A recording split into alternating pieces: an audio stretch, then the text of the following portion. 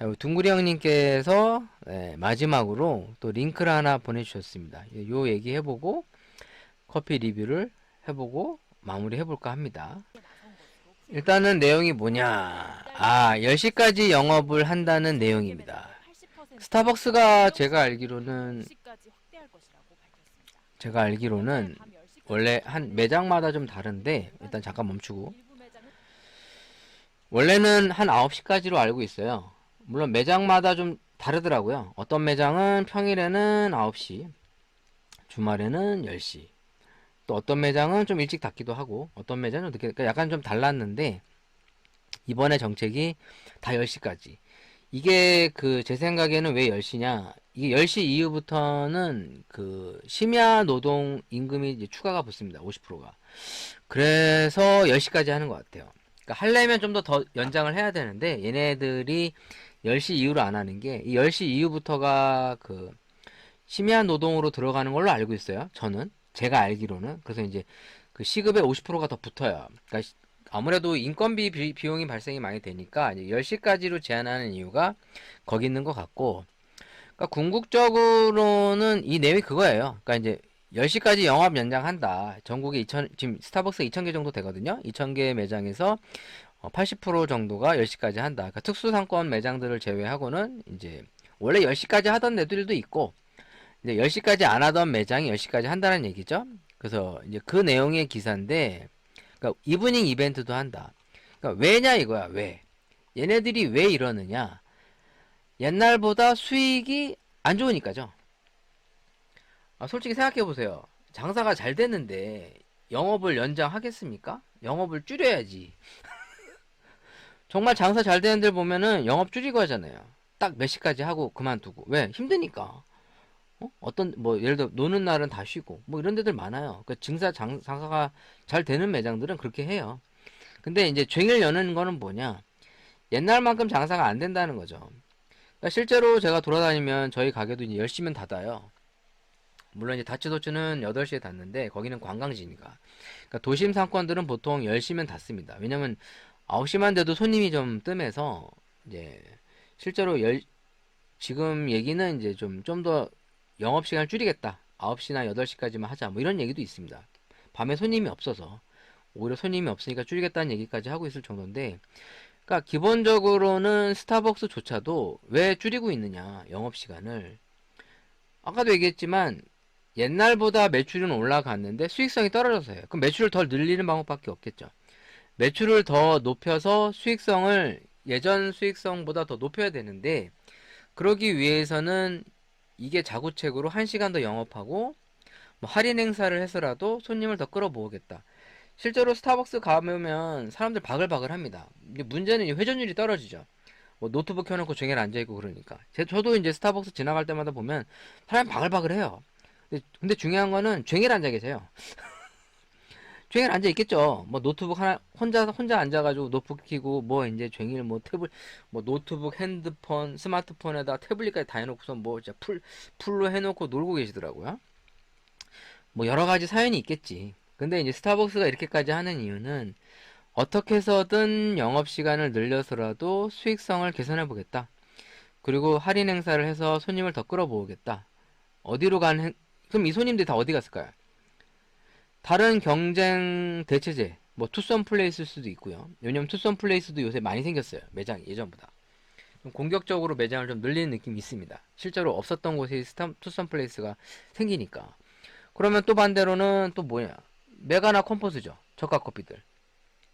저가 커피 프랜차이즈도 요즘에 좀 매장이 좀 큰 데가 있어요. 물론 의자가 불편하고 뭐 눈치 주는 경우도 있는데 그래도 이제 싸니까 뭐 지금 메가가 가격을 올렸다고 하지만 아이스는 2,000원이 동결이에요. 아이스 아메리카노 2,000원 그대로입니다. 물론 이제 따뜻한 건 1,700원으로 올린 것 같더라고요. 그래도 뭐 사실 2,000원 주고 뭐 한 두 시간? 뭐 길게 한두 시간 정도는 그래도 있을 수 있잖아요. 눈치 줘도. 그럼 얼마나 가성비가 뛰어납니까? 2,000원이면 시간당 1,000원인데. 그러니까 그런 데로 가시겠죠. 물론 더 편안한 스타벅스나 투썸 플레이스 이런 데로 가시겠지만 뭐 파스쿠치도 있는데 파스쿠치는 매장이 많지 않으니까 매출은 잘 나오는 걸로 알고 있어요. 가맹점 평균 매출이 높은 편으로 알고 있는데 파스쿠치는 매장 수가 많지는 않고 반대로 이제 투썸 플레이스는 이제 많이 많아지고 있습니다. 그럼 이제 투썸 같은데 저희 동네도 하나 생겼거든요. 좀 대형으로 사람 많아요. 물론 스타벅스도 있지만 이제 투썸 플레이스가 동네 더 가까이 있어서 더 사람들이 많아요. 그럼 그런 데로 가는 거죠. 물론 주변에 백다방이 있는데 백다방 매장이 작고 메가도 있고 컴포즈도 있지만 좀 작다 보니까 아무래도 상대적으로 이제 편안한 투썸 플레이스로 많이 가는 것 같습니다. 그럼 늦은 시간까지 많이 노트북 켜놓고 뭐 자기 할 일 하거나 뭐 카공족들도 꽤 많더라고요. 그러니까 이제 거기도 이제 직영인지 가맹인지는 모르겠습니다만 눈치를 안 줘서 그런지 사람들이 항상 바글바글 해요. 그러니까 눈에 보여요, 그게. 보이는데 실질적으로 스타벅스가 이 정도로 할 정도면 지금 이 커피 시장에 조금 시장 변화가 이제 눈으로 나타나고 있다는 얘기죠. 그러니까 작년부터 약간 조금 하향가를 치고 있다는 얘기가 거짓말이 아니구나.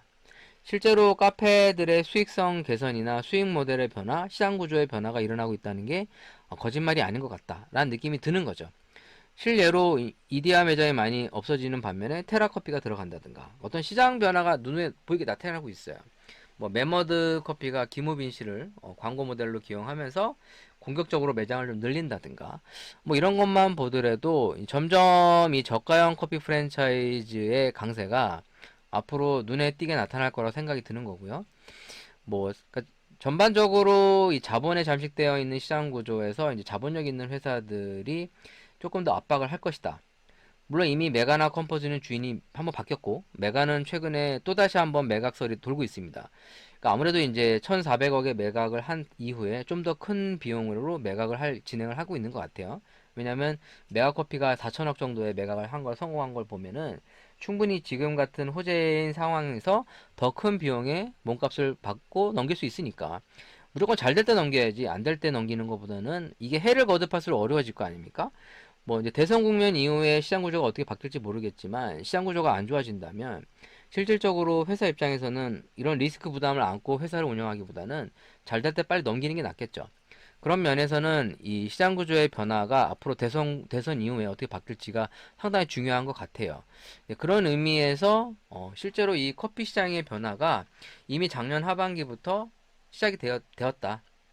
그래서 올 초와 올 대선 이후 이 변화 이후에 이 한국 커피 시장의 변화를 좀 예의주시할 수밖에 없다. 그래서 스페셜티 커피 시장이 확산세라고는 합니다만 아무래도 이 전통 커피 시장 우리가 알고 있는 이 약간 좀 중남미 커피 그 씁쓸한 커피가 아직까지 대세인 거는 뭐 내 입이 아프죠. 굳이 얘기를 할 필요 없을 정도로 실제로 아직까지도 이 산미 있는 커피에 대한 선호도가 7대 3이에요. 고소한 커피가 7, 산미가 3입니다. 이게 높아진 게 30%예요. 좀 더 높아져 봐야 한 6대 4까지 갈 것 같아요. 제 생각에는. 아마 이제 고급 커피에 대한 인식이 눈을 뜨게 되면 좀 더 시장 변화가 있긴 하겠지만 전반적으로는 이 전통적인 커피 시장이 크게 감소할 것 같다는 생각은 안 듭니다. 그리고 사실상 이 저렴한 커피가 이 산미가 나는 커피를 대체하기는 어려워요. 왜냐하면 원두 가격에 대한 이 그 원가에 대한 그 잠식을 고려할 수밖에 없죠. 그러니까 좋은 커피를 쓰면 그만큼 좋은 커피 가격을 팔아야 되는데 저가 커피의 가격을 유지하려면 사실 그게 좀 어렵거든요.